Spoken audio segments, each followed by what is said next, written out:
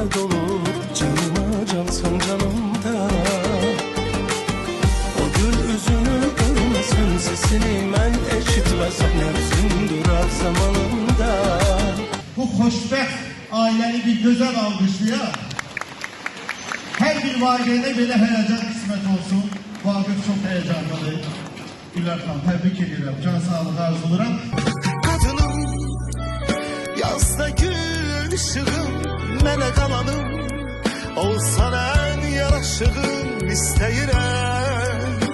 Səni çox istəyirəm, istəyirəm. Səni çox istəyirəm. Deyərlər, qol qaldırıb rəqs etdikdə arzularımızı elə rəqsimizlə yansıdacaq. Oh hele hele, oh hele, anlamır beni. Bile bile sevirem, çekir özünü. Eşki vurup başıma, derdi düşüp canıma. Karışıp benim damarıma, kanıma. Analar Allah, En güzel balalarımızın boyun maşallah bizim boyda olmakların görürüm. Bu büyük xoşbəxtçilikdir, həqiqətən. Günləri sayıram, beyimizi gelmesin şərəfinə.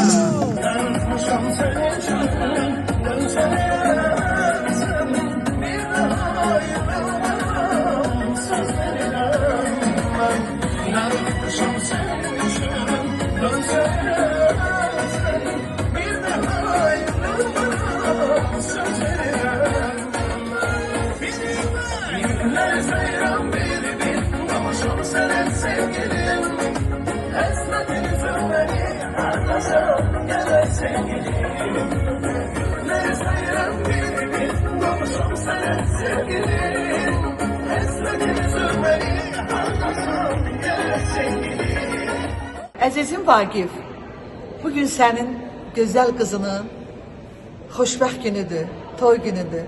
Biz uzaqda olsaq da ürəyimiz sənin yanındadır. İnşallah sənə söz verdik ki, oğlunun toyunda dördümüz de orada olacağıq. Toy günün, şad günün, mübarekti mübarek. Toy günün, şad günün, mübarekti mübarek. Vaqif kardeş balanın, toy günün mübarek. Toy günün, şad günün, mübarekti mübarek.